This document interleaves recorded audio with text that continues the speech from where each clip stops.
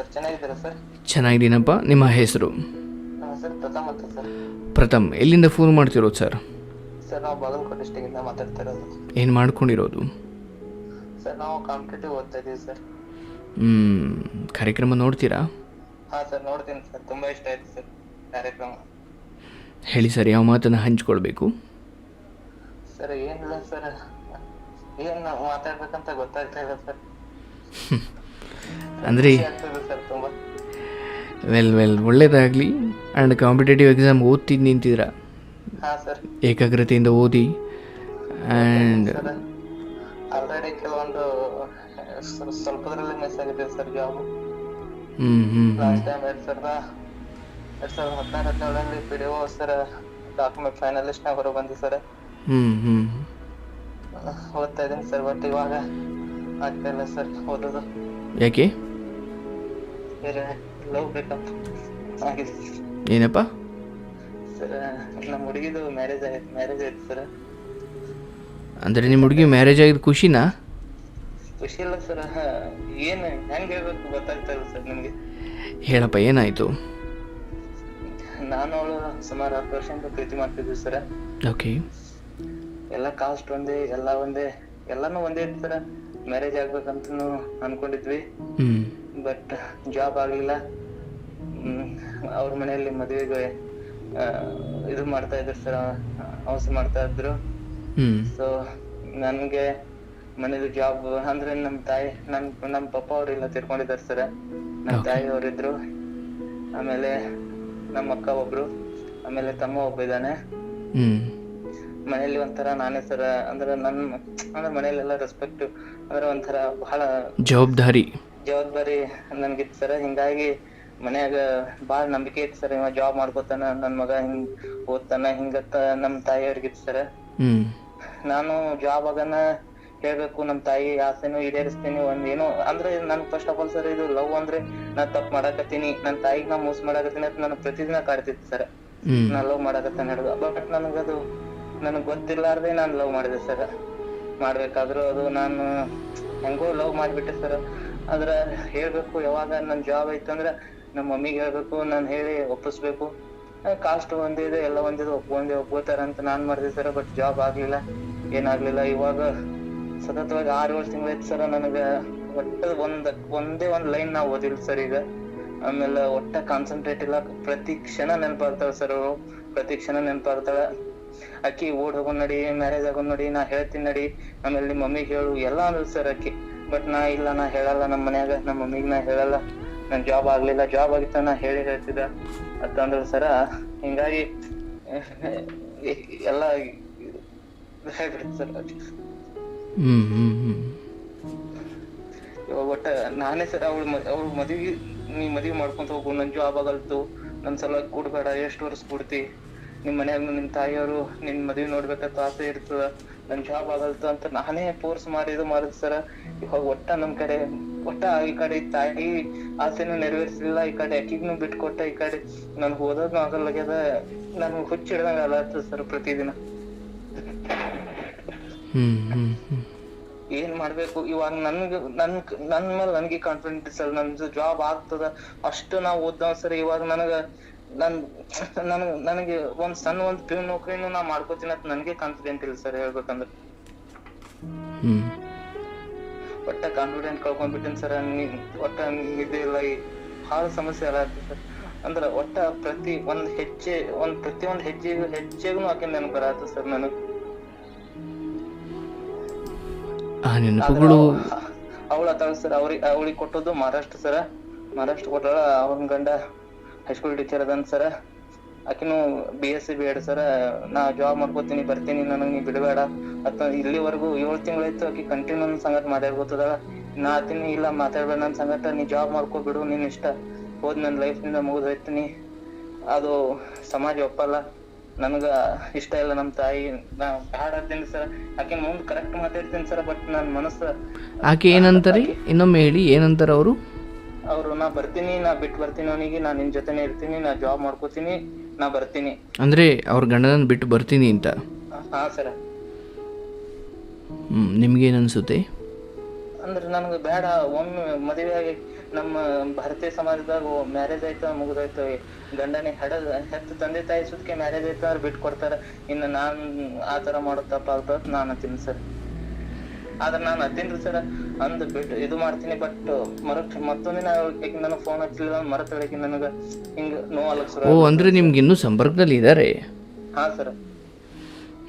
ಭಾರತೀಯ ಸಮಾಜ ಅಲ್ಲಪ್ಪ, ಮನುಷ್ಯತ್ವದಿಂದ ಯೋಚನೆ ಮಾಡಪ್ಪ.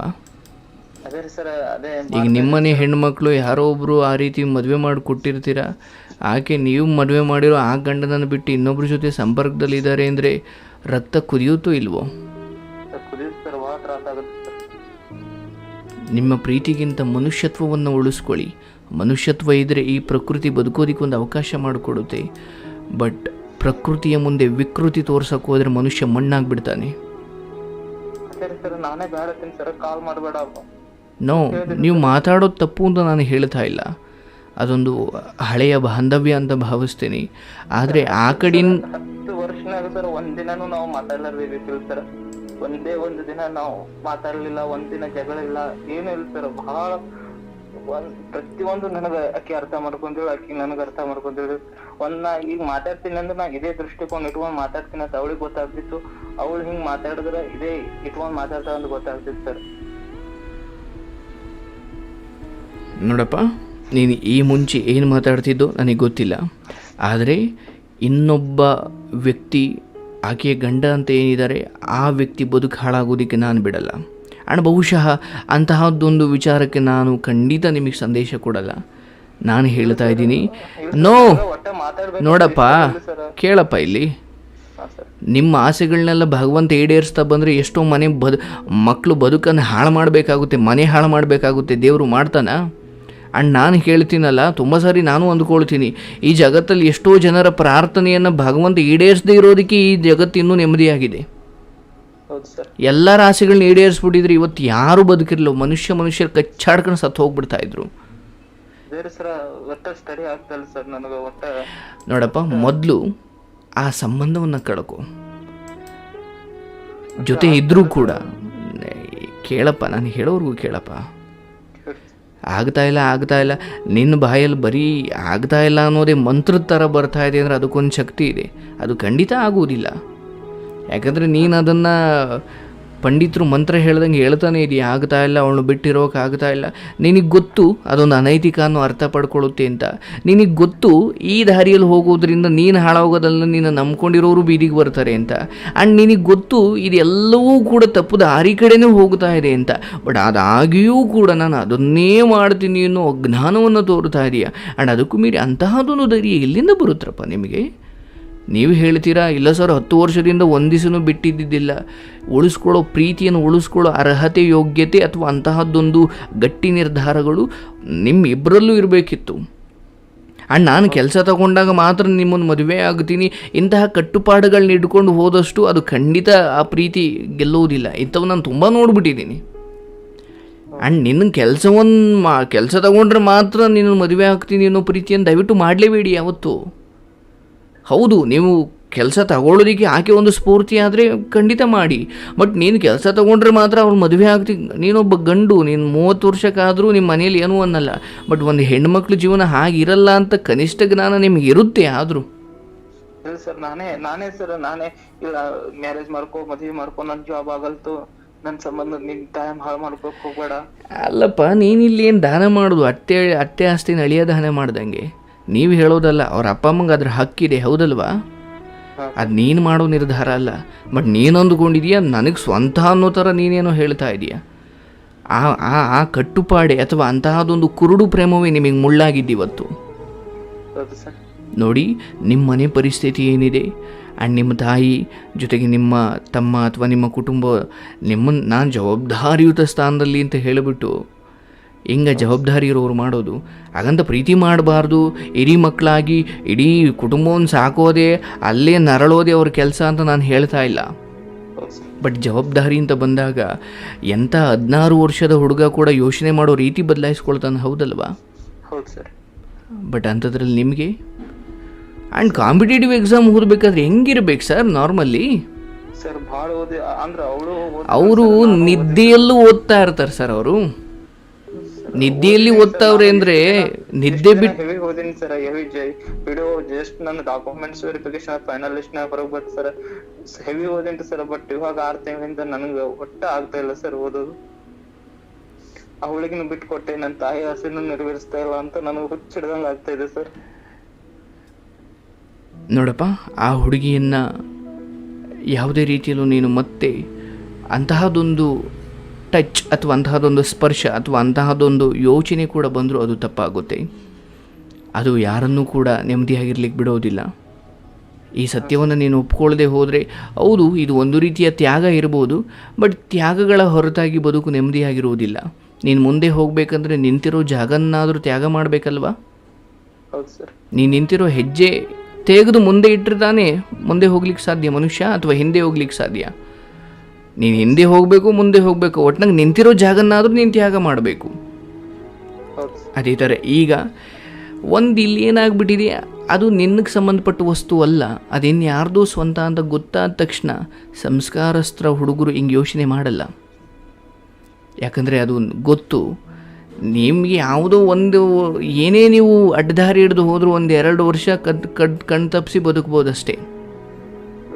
ಬಟ್ ನಿನ್ನನ್ನು ನಂಬ್ಕೊಂಡಿರೋರ್ದು ಇಲ್ಲೊಂದು ಬದುಕಿದೆಯಲ್ಲ, ನೀನು ದುಡ್ದು ಆಗದೇ ಇದ್ದರೆ ನಿನ್ನನ್ನು ಸಹಿಸ್ಕೊಳ್ತಾರೆ. ಬಟ್ ಇಂಥದ್ದೇನೋ ಮಾಡೋದ್ರಿಂದ ಖಂಡಿತ ಅವರು ಸಹಿಸ್ಕೊಳ್ಳೋದಿಲ್ಲ. ಬದುಕು ಆಸೆನೇ ಕಳ್ಕೊಂಡ್ಬಿಡ್ತಾರೆ. ನೋಡಪ್ಪ, ನಾನಿಲ್ಲಿ ನಿಮ್ಗೆ ಯಾವ ಮಂತ್ರನೂ ಹೇಳ್ಕೊಡಲ್ಲ, ಯಾಗ ಯಜ್ಞಗಳು ಮಾಡಿಸಿ ಅಂತ ಹೇಳಲ್ಲ, ದೇವಸ್ಥಾನಕ್ಕೆ ಹೋಗಿ ಕೂತ್ಕೊಳ್ಳಿ, ಚರ್ಚ್ಗೆ ಹೋಗಿ ಕೂತ್ಕೊಳ್ಳಿ, ಏನೋ ಮಾಡಿ ಅಂತ ನಾನು ಹೇಳಲ್ಲ. ಆದರೆ ನಿಮ್ಮ ಮನಸ್ಸನ್ನು ನೀವು ಮೊದಲಿಂದ ಇಷ್ಟು ಸಡಿಲ ಬಿಟ್ಟು ಯಗ್ಗಮಗ್ಗ ಬಿಟ್ಟುಬಿಟ್ಟಿರೋದ್ರಿಂದ ಇವತ್ತು ನಾನು ಒಂದೇ ಸರಿ ಕಟ್ಟಾಕ್ಲಿಕ್ಕೆ ಕಷ್ಟ ಆಗುತ್ತೆ. ನಾನು ಹೇಳೋದಿಷ್ಟೇ, ನಿನ್ನ ನಾಳೆಯ ಬದುಕು ಅಟ್ಲೀಸ್ಟ್ ಗೌರ್ಮೆಂಟ್ ಕೆಲಸ ತಗೊಳ್ಳದೇ ಇದ್ರೂ ಭಿಕ್ಷೆ ಬೇಡಿ ಇನ್ಯಾರ ಮನೆ ಕಸ ಮುಸ್ರೆ ತಿಕ್ಕು ಬದುಕು ನಡೆಸ್ತಾ ಇದ್ದಾರೆ. ಬದುಕಬೇಕು ಅನ್ನೋ ಛಲ ಇದ್ದವ್ರು ಹೆಂಗೆ ಬೇಕಾದರೂ ಬದುಕು ನಡೆಸ್ಬೋದು, ಒಳ್ಳೆ ದಾರಿಲಿ, ಹೌದಲ್ವಾ? ಇಲ್ಲ ನಂಗೆ ಗೌರ್ಮೆಂಟ್ ಕೆಲಸನೇ ಬೇಕು ಅಂತ ಕೂತ್ಕೊಂಡ್ರೆ ಆ ಹಾದಿಗೆ ನಾನು ಬರಲ್ಲ. ಒಂದು ಗೌರ್ಮೆಂಟ್ ಕೆಲಸ ಅಥವಾ ಅಂತಹದೊಂದು ಕಾಂಪಿಟೇಟಿವ್ ಎಕ್ಸಾಮ್ ಅಂದಾಗ ಹೆಂಗಿರ್ಬೇಕು ಸರ್ ಅಂದರೆ, ನಿಮ್ಮ ಉಸಿರು ಕಣದಲ್ಲೂ ಆ ಕನಸೇ ಓಡಾಡ್ತಿರ್ಬೇಕು, ಅಥವಾ ಆ ಗುರಿ ಇದೆಯಲ್ಲ ಅದನ್ನೇ ನೀವು ಜೀವನ ಮಾಡಬೇಕು. ನೀವು ಹಂಗಲ್ಲ, ಈ ಕಡೆ ಓದಿ 10 ವರ್ಷ ಸರ್ ನಾನು ತುಂಬ ಚೆನ್ನಾಗಿ ಓದಿದ್ದೆ ಸರ್, ಡಾಕ್ಯುಮೆಂಟ್ ವೆರಿಫಿಕೇಷನಲ್ಲಿ ಸ್ವಲ್ಪ ಹೋಯ್ತು ಸರ್, ಹೋಯ್ತು. ಸೋತ ಅಂದರೆ ಸೋತ ಅಂತಲೇ ಅರ್ಥ. ಹೆಂಗೆ ಸೋತ ಅದು ಬೇಕಿಲ್ಲ, ಹೌದಲ್ವಾ? ನೀವು ಮುಂದೆ ಯಾವುದೋ ಹೆಣ್ಣು ನೋಡೋಕೆ ಹೋಯ್ತೀರಾ, ನೀವು ಏನು ಕೆಲಸ ಮಾಡ್ತೀಯಪ್ಪ? ಅಯ್ಯೋ ಸರ್ ನಾನು ಗೌರ್ಮೆಂಟ್ ಕೆಲಸ ಸಿಕ್ಕಿದ್ದು ಸರ್, ಇನ್ನೇನು ಡಾಕ್ಯುಮೆಂಟ್ ವೆರಿಫಿಕೇಷನಲ್ಲಿ ಹೋಯ್ತು. ಒಟ್ಟಿನಾಗ ಹೋಯ್ತು ಅನ್ನೋದಷ್ಟೇ ಅವ್ರಿಗೆ ಬೇಕಿರೋದು, ನೀನು ಹೆಂಗೆ ಹೋಯ್ತು ಅವ್ರಿಗೆ ಬೇಕಿಲ್ಲ. ಅದು ಸಮಾಜ ಗಮನಿಸೋದು ಇದನ್ನೇ. ಓಕೆ, ಸೊ ಹಾಗಾಗಿ ಸರ್ ನಾನು ಬಿಡ್ತೀನಿ ಸರ್, ನಾನು ಫೋನ್ ಸ್ವಿಚ್ ಆಫ್ ಬಿಡ್ತೀನಿ, ಎಲ್ಲ ಮಾಡ್ತೀನಿ ಸರ್. ಬಟ್ ಒಂದಿನ ಯಾಕೆ ಫೋನ್ ಸ್ವಿಚ್ ಆಫ್ ಬಿಟ್ಟದ್ದು ತುಂಬ ಜಾಗ ತೆಗೆದು ಬಿಡ್ತಾರೆ ಸರ್ ಅವಳು ನನಗೆ. ನೋಡಪ್ಪ, ಈಗ ನೀನು ಕೆಲಸ ತಗೊಳ್ತೀಯೋ ಬಿಡ್ತೀಯೋ ನನಗೆ ಗೊತ್ತಿಲ್ಲ, ಆದರೆ ಇದರಿಂದ ಹೊರಗಡೆ ಬರದೇ ಹೋದರೆ, ಅಥವಾ ಇದನ್ನು ಆ ಹುಡುಗಿಗೇನೋ ದಡ್ಡತನ ಬುದ್ಧಿ ಇಲ್ಲ ಅಂತ ಹೇಳೋಣ, ಈಗ ಒಬ್ಬ ಸೋನುವಾಗ ನಾನು ನಿಮಗೆ ಇದನ್ನು ಎಲ್ಲ ಬಿಡಿಸಿ ಹೇಳಾದ ಮೇಲೂ ನೀವು ಫೋನ್ ಸ್ವಿಚ್ ಆಗಿಬಿಡ್ತೀರ, ಸರಿಯಪ್ಪ, ಹೇಳೋಕೊಂದ್ಸಲಿ ಓಹ್ ತಡಿ ಏನು ಮಾಡೇಳೆ ಅಂತಲಾದರೂ ನೀವು ಓಪನ್ ಮಾಡ್ತೀರಲ್ವಾ. ಫೋನ್ ಸ್ವಿಚ್ ಆಫ್ ಇಡೋದ್ರಿಂದ ನಿಮ್ಮನ್ನು ನೀವು ನಿಯಂತ್ರಣ ಮಾಡ್ಕೊಂಡಿದ್ದಲ್ಲ, ಅದು ಮನಸ್ಸಿಂದ ಆಗಬೇಕು. ಅದು ಅಂತರಾಳದಲ್ಲಾಗೋ ನಿರ್ಧಾರ, ಅದು ಯಾವುದೋ ಎಲೆಕ್ಟ್ರಿಕ್ ಅಥವಾ ಈ ಆಧುನಿಕತೆಯಿಂದ ಆಗೋ ನಿರ್ಧಾರ ಅಲ್ಲ. ಮನುಷ್ಯ ನೀವು ಎಷ್ಟೇ ಯಾಂತ್ರಿಕತೆ ಆದರೂ ನಿಮ್ಮ ಮನಸ್ಸಿದೆಯಲ್ಲ, ಅದನ್ನು ಯಾಂತ್ರಿಕ ಮಾಡಲಿಕ್ಕೆ ಆಗಲ್ಲ. ನಿಮ್ಮ ಒಳಗಡೆ ಹೇಗೆ ನಾನು ಕೆಲಸ ತಗೊಳ್ಬೇಕು, ನನ್ನ ತಾಯಿ ಸಾಕಬೇಕು, ಅವ್ರನ್ನ ಹೆಮ್ಮೆ ಪಡೋ ಥರ ಮಾಡಬೇಕು ಅಂತ ಹೇಗೆ ನಿರ್ಧಾರ ಮಾಡಿದ್ರಲ್ಲ, ಅದು ನಿಮ್ಮ ಮನಸ್ಸಲ್ಲಿ ಇಚ್ಚುಗೂಡಿನಿಂದ ಆಗಿದ್ದು, ಫೋನಲ್ಲಿ ಆಗಿದ್ದಲ್ಲ. ಇವತ್ತು ಅದೇ ನಿರ್ಧಾರ ಮಾಡಿ, ಹೌದು ಆಕೆ ಏನೋ ದಡ್ಡತನದಿಂದ ನನ್ನ ಮೇಲಿರೋ ಪ್ರೀತಿಗೆ ಆಕೆ ಅನೈತಿಕವಾಗಿ ಏನೇನೋ ಮಾತಾಡ್ತಿದ್ದಾಳೆ, ಆದರೆ ಈಗ ನನಗೆ ಬುದ್ಧಿ ಇದೆ, ನನಗೆ ಜವಾಬ್ದಾರಿ ಇದೆ. ಯಾಕಂದರೆ ಒಂದು ಹೆಣ್ಣು ಸರ್, ಆಕೆ ಹೆಂಗೆ ಬೇಕಾದರೂ ಸರಿ, ನಾನು ಹಂಗೆ ಮಾಡೇ ಇಲ್ಲ ಅಂತ ಒಂದು ದಿವಸ ಹೇಳಿದ್ರೆ ನಿನ್ನ ತಾಯಿ ಬೀದಿಗೆ ಬರೋದು. ಅರ್ಥ ಆಯ್ತಲ್ವಾ? ಹಾಗಾಗಿ ಇಲ್ಲಿ ಅಯ್ಯೋ ಸರ್ ಅವಳು ಫೋನ್ ಮಾಡಿದ್ರಲ್ಲ ಸರ್, ಅವ್ರು ಮೆಸೇಜ್ ಮಾಡಿದ್ರಲ್ಲ ಸರ್, ಇನ್ನು ಯಾರ ಕೈಲಿಂದಲೂ ಮಾಡಿಸ್ತಾಳೆ ಸರ್, ಇವೆಲ್ಲ ನಿಮ್ಮನ್ನು ನೀವು ಕಾರಣ ಕೊಟ್ಕೊಂಡು ಬೇಡ, ಇವೆಲ್ಲ ನಡೆಯಲ್ಲ. ಇದೊಂದು ನಾಟಕದ ಜೀವನ ಇದು. ನಿನಗೆ ಇಲ್ಲಿ ಏನು ಇರೋ ಯುವಕರು ಕೋಟ್ಯಾಂತರ ಯುವಕರು ಬರೀ ಗೌರ್ಮೆಂಟ್ ಕೆಲಸ ಮಾಡ್ಕೊಂಡೇ ಬದುಕ್ತಾವ್ರ? ಒಳ್ಳೆ ರೀತಿಯಲ್ಲಿ ಬದುಕೋದಕ್ಕೆ ನೀವು ಕಸ ಹೊಡೀರಿ ಸರ್, ಅದು ಒಳ್ಳೆ ಕೆಲಸನೇ. ನನ್ನ ತಾಯಿನ ನಾನು ಯಾವುದೋ ಕೆಟ್ಟ ಮಾರ್ಗದಲ್ಲಿ ನಡೆದು ತಲೆ ಬಗ್ಸೋ ಥರ ಮಾಡಿಲ್ಲ ಅನ್ನೋ ತೃಪ್ತಿ ಒಬ್ಬ ಮಗನಾಗಿ ನಿಮಗಿದ್ರೆ ಅದೆಂಥ ನೆಮ್ಮದಿ ಅದು? ಅದೆಂಥ ಒಳ್ಳೆ ನೆಮ್ಮದಿ, ಹೌದಲ್ವಾ? ಹೌದು ಸರ್.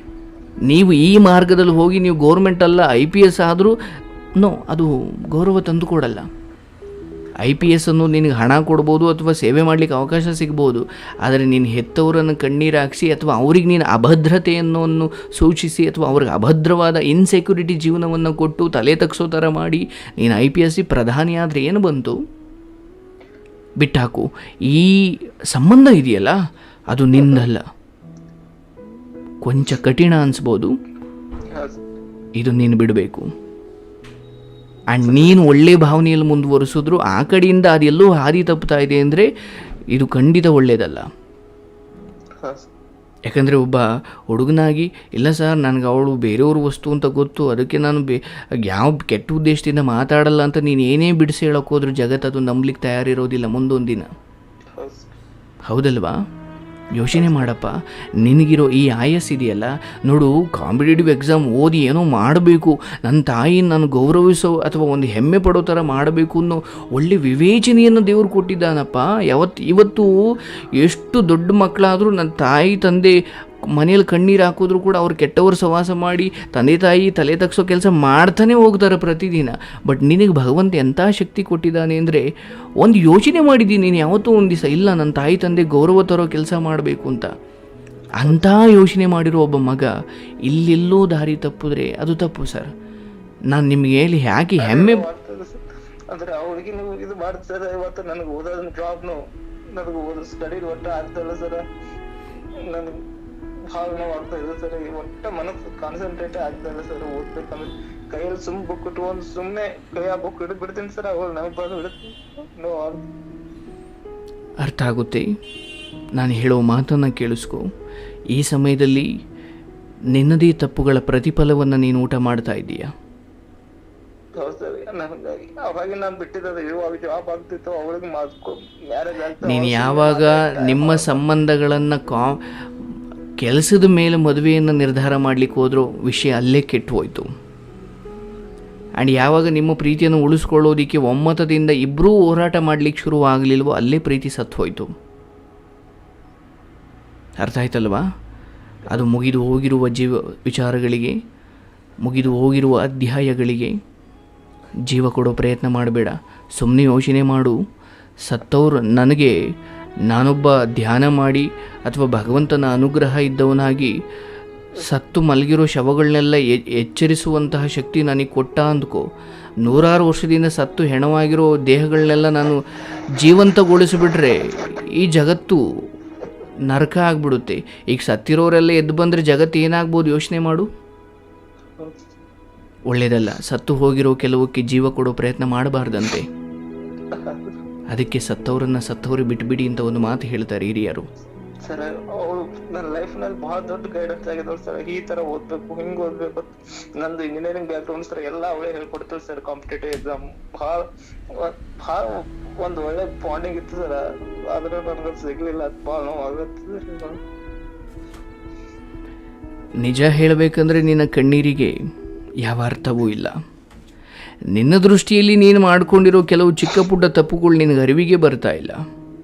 ಆ್ಯಂಡ್ ನೀನು ಹೇಳ್ತಾ ಇದೀಯಾ ಯಾವತ್ತೂ ಒಂದು ದಿವಸ ನಿನ್ನ ಗೈಡ್ ಆಗಿದ್ರು ಸರಿನಪ್ಪ, ಬಟ್ ಇವತ್ತು ಅವ್ರು ನಿನ್ನವರಲ್ಲ ಅನ್ನೋ ಈ ಸತ್ಯವನ್ನು ಒಪ್ಕೋ. ವಾಸ್ತವವನ್ನು ತಲೆಬಾಗಿ ಒಪ್ಕೊಳ್ಳೋದನ್ನು ಕಲೀರಿ. ನೀನೇನೇ ಹತ್ರು, ಏನೇ ವ್ಯಥೆ ಪಟ್ಟರು ಅದು ಇನ್ನೊಬ್ಬರ ವಸ್ತು. ಈ ದುಃಖ, ನಿನ್ನ ಈ ಕಣ್ಣೀರು ನಿನ್ನೆಲ್ಲ ಅಜ್ಞಾನವನ್ನು ತೊಳೆದು ಬಿಡಲಿ ಅಂತ ನಾನು ಆಶಿಸ್ತೀನಿ, ಹಾರೈಸ್ತೀನಿ. ಬಟ್ ಇದೇ ದುಃಖ ಮತ್ತೆ ಸತ್ತು ಹೋಗಿರುವ ಸಂಬಂಧಗಳಿಗೆ ಅಥವಾ ಇನ್ನೊಬ್ಬರ ವಿಚಾರಗಳಿಗೆ ಕೈ ಹಾಕುವಷ್ಟು ದುರ್ಗುಣವನ್ನು ಕೊಡದೆ ಇರಲಿ. ಯಾಕಂದರೆ ಅಟ್ಲೀಸ್ಟ್ ನನ್ಗ ಮಾತಾಡ್ಬೇಕು ಅಂತ ಅಂದ್ರೆ ಇಲ್ಲ, ಅವಳಿಗೆ ಬೇರೆ ಸತ್ತು ಬೇರೆ ಮದುವೆ ಆಗಿ ಹೋಗ್ಯಾಳ. ಈ ನಾಟಕವನ್ನು ಕೇಳಿಸ್ಕೊಳ್ಳಿ. ಈ ನಾಟಕ ಬಿಟ್ಬಿಡಿ, ಕೇಳಿಸ್ಕೊಳಪ್ಪ. ನನಗೆ ಯಾವುದೋ ವಿಷ ಅಂತ ಗೊತ್ತಾದರೆ ಅಥವಾ ನೀವು ನನಗೆ ವಿಷ ಅಂತ ಗೊತ್ತಾದರೆ ನಿಮ್ಮನ್ನು ನಾನು ದೂರ ಇಡೋದಕ್ಕೆ ನನಗೆ ಯಾಕೆ ಹಿಂದೆ ಮುಂದೆ ನೋಡಬೇಕು? ಅಥವಾ ನನ್ನಿಂದ ನಿಮ್ಮ ಬದುಕು ಹಾಳಾಗುತ್ತೆ ಅನ್ನೋದಾದರೆ ನೀವು ನನ್ನನ್ನು ದೂರ ಇಡೋದಕ್ಕೆ ನಿಮ್ಗೆ ಇನ್ನೇನು ಕಾರಣ ಬೇಕು? ನೋಡಪ್ಪ, ಒಂದು ಮಾತು ಅರ್ಥ ಮಾಡ್ಕೊ, ನೀನೊಬ್ಬ ಅಂಥ ಒಳ್ಳೆ ಪ್ರೇಮಿಯಾಗಿದ್ದರೆ ಒಂದು ಸಲಹೆ ಕೊಡ್ತೀನಿ ಕೇಳು. ನೀನು ಈಗ ಸುಮ್ಮನಿರದೆ ಹೋದರೆ ಯಾವ ಹುಡುಗಿಯನ್ನು ನೀನು ತುಂಬ ಪ್ರಾಣಕ್ಕಿಂತ ಹೆಚ್ಚಾಗಿ ಪ್ರೀತಿ ಮಾಡ್ತಿದೆಯೋ ಆ ಹುಡುಗಿ ಬದುಕು ಬೀದಿಗೆ ಬರುತ್ತೆ. ನೀನು ಇಲ್ಲಿ ಹುಚ್ಚುನ್ ಥರ ಬೇರೆ ಏನೋ ಮಾಡೋದ್ರಿಂದ ಆ ಹುಡುಗಿ ಬದುಕು ಬೀದಿಗೆ ಬರುತ್ತೆ ಅನ್ನೋದಾದರೆ, ನೀನು ಆ ಹುಡುಗಿ ಮೇಲೆ ನಿಜಕ್ಕೂ ಪ್ರೀತಿಯನ್ನಿಟ್ಟಿರೋದಾದರೆ ಈಗ ನೀನು ಸುಮ್ಮನೆ ಆಗಲೇಬೇಕು. ನೀನಿಲ್ಲಿ ಏನೋ ಖಂಡಿತ ತ್ಯಾಗ ಮಾಡ್ತಾ ಇಲ್ಲ, ಯಾಕಂದರೆ ತ್ಯಾಗ ಮಾಡಲಿಕ್ಕೆ ಅದು ಯಾವುದು ನಿಂದ ಅಲ್ವೇ ಅಲ್ಲ. ಓಕೆ, ನಾಳೆಯಿಂದ ಒಂದು ಕೆಲಸ ಮಾಡು, ಇದನ್ನು ಮರಿಬೇಕು ಆ್ಯಂಡ್ ನಿನ್ನ ಬದುಕು ಚೆನ್ನಾಗಿರಬೇಕು ಅಂದರೆ ನಿನ್ನ ತಾಯಿನೋ ಅಥವಾ ನಿನ್ನ ತಮ್ಮಂದಿರೋ ಅಥವಾ ಇನ್ಯಾರ್ದೋ ಹತ್ರ ನೀವು ಗೊತ್ತಿದ್ದು ಗೊತ್ತಿಲ್ದಂಗೆ ಅವ್ರಿಗೆ ಭಾಳ ದೊಡ್ಡ ದ್ರೋಹ ಮಾಡಿಬಿಟ್ಟಿದ್ದೀರಾ.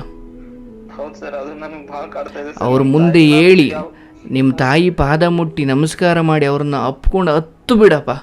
ಆ ದೇವರು ಕ್ಷಮಿಸಿದ್ರೆ ನಿನ್ನ ಬದುಕು ಚೆನ್ನಾಗಿರುತ್ತೆ. ಇನ್ಯಾರೇ ಕ್ಷಮಿಸಿದ್ರು ನಿನ್ನ ಬದುಕು ಹಾಳಾಗುತ್ತೆ. ಯಾಕಂದರೆ ನೀನು ಹೊಣೆಗಾರ ನಿನ್ನ ತಾಯಿಗೆ ಮಾತ್ರ, ಇನ್ಯಾರಿಗೂ ಅಲ್ಲ. ನಿನ್ನ ಮನೆ ಉದ್ಧಾರ ಆದರೂ ಹಾಳಾದರೂ ಇವತ್ತು ದೇಹ ಚೆನ್ನಾಗಿದೆ ಅಥವಾ ವಯಸ್ಸಲ್ಲಿ ಇನ್ನೂ ಹೆಂಗಿದ್ದೀರಾ ಅಥವಾ ಎಲ್ಲವೂ ಸರಿಗಿದೆ ಅಂತ ಏನೆಲ್ಲ ನಾಟಕ ಮಾಡ್ಕೊಂಡು ಬಂದಿದ್ದೀರಾ ಇಷ್ಟು ದಿನ, ಆ್ಯಂಡ್ ಏನೆಲ್ಲ ಬೇಡದ ವಿಚಾರವನ್ನೇ, ಯಾಕಂದರೆ ನಿಮ್ಮ ತಾಯಿ ನಿನ್ನ ಬಗ್ಗೆ ತುಂಬ ಕನಸುಗಳು ಕಟ್ಕೊಂಡಿದ್ದಾರೆ. ಇಲ್ಲ ನಮ್ಮ ಮಗ ಏನೋ ಓದ್ತಾ ಇದ್ದಾನೆ ಈ ತರ ಮಾಡೇನಂದ್ರು ನಮ್ ತಾಯಿ ನಂಬಲ್ಲ ಸರ್. ಇಲ್ಲ ಅವ ಮಾಡ್ಲಿಕ್ ಸಾಧ್ಯನೇ ಇಲ್ಲ ಅನ್ನೋ ಮಟ್ಟಿಗೆ ನಂಬಿಕೆ ಇದೆ ಸರ್ ನಮ್ಮ ಮಮ್ಮಿ. ಅದು ಅಂತ ನಂಬಿಕೆ ಇದ್ರು ನಾ ಮಾಡಕತ್ತೀನಿ, ನನಗ್ ಕ್ಷಮೆ ಇಲ್ಲ ಅಂತಾನು ಗೊತ್ತಾಗ್ತಿದೆ ಸರ್. ಬಟ್ ತಿಳಿದು ತಪ್ಪು ಮಾಡ್ತಾ ಇದೀನಿ ಸರ್. ನನಗ್ ಬಹಳ ನೋವು ಆಗ್ತಾ ಇದೆ ನೋಡಪ್ಪ. ನಿನ್ನ ಕಣ್ಣೀರನ್ನು ನಾನು ಅರ್ಥ ಮಾಡ್ಕೊಳ್ಳಬಲ್ಲೆ, ಆದರೆ ನಿನ್ನ ಜೊತೆ ಕೂತಳೋಷ್ಟು ಅಜ್ಞಾನಿ ನಾನಲ್ಲ. ಯಾಕಂದರೆ ಅದೆಲ್ಲವನ್ನು ಮೀರಿದವನು ನಾನು. ನಿನಗೆ ನಿಜವಾಗಲೂ ಬದುಕು ಚೆನ್ನಾಗಿರ್ಬೇಕಂದ್ರೆ ನಿನ್ನ ತಾಯಿಯ ಪಾದ ಮುಟ್ಟು ನಮಸ್ಕಾರ ಮಾಡು, ಅವ್ರನ್ನ ಅಪ್ಕೊಂಡು ಹತ್ತು ಬಿಡು. ಇಡೀ ಜಗತ್ತಿಗೆ ನೀನು ಊರಿನವ್ರಿಗೆಲ್ಲ ಹೇಳೋದು ಬೇಕಿಲ್ಲ, ನಿನ್ನ ತಾಯಿಗೆ ಹೇಳು, ನನ್ನ ತಪ್ಪಾಯ್ತಮ್ಮ, ನನಗೆ ಆಶೀರ್ವಾದ ಮಾಡು. ನಾನು ಈ ಕೆಲಸ ಅಲ್ಲ, ಗೋರ್ಮೆಂಟ್ ಕೆಲಸನೇ ನಂಬ್ಕೊಂಡು ಕೂತ್ಕೊಳ್ಳಲ್ಲ ನಾನು. ನನಗೆ ದೇಹದಲ್ಲಿ ಶಕ್ತಿ ಇದೆ, ನಿನ್ನ ಆಶೀರ್ವಾದ ಇರಲಿ. ನಾನು ಹೆಂಗೂ ದುಡ್ಡು ನಿಮ್ಮನ್ನು ಸಾಕ್ತೀನಿ, ಕೆಟ್ಟ ದಾರಿ ಅಂತೂ ಹಿಡಿಯೋದಿಲ್ಲ. ಬಟ್ ಹಿಡ್ದಿದ್ದೆ ಇದೊಂದು ಚೂರು ಮುಂದುವರೆದ್ರು ಹೇಳ್ತೀನಿ, ನಿಮ್ಮ ತಾಯಿಗೆ ನೀನು ಬಹಳ ದೊಡ್ಡ ಶಿಕ್ಷೆ ಕೊಡ್ತೀಯ. ಆಕೆ ತನ್ನ ಗಂಡನನ್ನು ಕಳ್ಕೊಂಡಾಗ ಹತ್ತಿದ್ರೋ ಇಲ್ವೋ ಗೊತ್ತಿಲ್ಲ, ಬಟ್ ಈಗ ನೀನು ಹೋಗ್ತಾ ಇರೋ ದಾರಿ ಇದೆಯಲ್ಲ, ಇದು ಒಬ್ಬ ತಾಯಿಗೆ ಬಹಳ ದೊಡ್ಡ ಶಿಕ್ಷೆ. ದಯವಿಟ್ಟು ಅದನ್ನು ಕೊಡಬೇಡ ಕಣಪ್ಪ. ಆ್ಯಂಡ್ ನೀನೀಗ ಮುಂದುವರಿಯೋದ್ರಿಂದ ಅಥವಾ ಈ ಸಂಬಂಧವನ್ನು ನೀನು ಇಲ್ಲಿಗೆ ಬಿಡದೆ ಹೋದರೆ, ಯಾವ ಹುಡುಗಿಯನ್ನು ನೀನು ಪ್ರಾಣಕ್ಕಿಂತ ಹೆಚ್ಚಾಗಿ ಪ್ರೀತಿ ಮಾಡ್ತೀಯೋ ಆ ಹುಡುಗಿಗೆ ಬಹಳ ದೊಡ್ಡ ಶಿಕ್ಷೆ ಕೊಡ್ತೀಯ ಜೀವನದಲ್ಲಿ. ಆ್ಯಂಡ್ ನೀನು ನಂಬು, ಆ ಹುಡುಗಿಯೇನು ದಡ್ಡತನದಿಂದ ಇರೋ ಒಳ್ಳೆಯ ಸಂಸಾರವನ್ನು ಬಿಟ್ಟು ಆಚೆ ಬಂದರೂ ಕೂಡ ನಿನ್ನ ಜೊತೆ ಬದುಕೋದಕ್ಕೆ ಈ ಸಮಾಜ ನೆಮ್ಮದಿಯಾಗಿ ಬಿಡೋದಿಲ್ಲ. ಆ್ಯಂಡ್ ಇಷ್ಟು ಚೆನ್ನಾಗಿರೋ ನಿನ್ನ ಬದುಕನ್ನು ಈ ದುಃಖದ ಈ ದಿನ, ಈ ರಾತ್ರಿ ನೀನು ನನ್ನ ಜೊತೆ ಮಾತಾಡ್ತಿದೆಯಾ, ದುಃಖ ಇದೆ ನಿಜ, ಆದರೆ ಸ್ವಲ್ಪ ತಾಳ್ಮೆ ವಹಿಸು, ಸ್ವಲ್ಪ ಬದುಕನ್ನು ಅರ್ಥ ಮಾಡ್ಕೋ, ಆಗಿರುವ ತಪ್ಪುಗಳನ್ನು ಒಪ್ಕೋ. ನಿನ್ನ ಎಷ್ಟೇ ಪ್ರೀತಿ ಪಾತ್ರರಾಗಿರ್ಬೋದು, ಅವರಿಂದ ನಿನ್ನ ಬದುಕು, ನಿನ್ನಿಂದ ಅವ್ರ ಬದುಕು ಹಾಳಾಗುತ್ತೆ ಅನ್ನೋದಾದರೆ ಆ ಸಂಬಂಧವನ್ನು, ಆ ಸೇತುವೆಯನ್ನು ಕಟ್ ಮಾಡಿ ಬಿಸಾಕಿ. ನಿನ್ನಿಂದ ಅವರಲ್ಲ, ಅವರಿಂದ ನೀನೂ ಅಲ್ಲ. ನಿಮಗೆ ನೀವು ಭಾವನಾತ್ಮಕವಾಗಿ ಒಂಚೂರು ಸೇತುವೆ ಕಟ್ಕೊಂಡಿದ್ರಿ, ಆ ಸೇತುವೆ ಚೆನ್ನಾಗಿರುತ್ತೆ ಅಂತ ನೀವು ಅಂದ್ಕೊಂಡ್ರಿ, ಬಟ್ ಅದನ್ನ ಯಾರೋ ಬಂದು ನದ್ ಮಧ್ಯೆ ಕೆಡವುದ್ರು. ಅದು ನೀವು ಕಟ್ಕೊಂಡ ಸೇತುವೆ ಹೊರತು ಭಗವಂತ ಕಟ್ಟಿದ್ದಲ್ಲ. ಭಗವಂತ ಹಾಕುವ ಬ್ರಹ್ಮಗಂಟೆ ಬೇರೆ. ನಿಮಗೆ ನೀವು ಗಂಟೆ ಹಾಕ್ಕೊಂಡ್ರೆ ಅದು ಗಾಳಿಗೆ ಅಥವಾ ಬೆಂಕಿಗೆ ಸುಟ್ಟು ಹೋಗ್ಬಿಡುತ್ತೆ, ಹೌದಲ್ವಾ? ನಿಮ್ಮ ಗಂಟುಗಳು ಇಲ್ಲಿ ಹೆಚ್ಚು ದಿನ ಉಳಿಯೋದಿಲ್ಲ. ಸರ್ ನಾನು ತಾಳಿನೂ ಕಟ್ಟಿದ್ದೆ ಸರ್, ಎಲ್ಲ ಮಾಡಿದ್ದೆ ಸರ್. ತಾಳಿ ಕಟ್ಟಿದ್ದೆ? ಹಾ ಸರ್.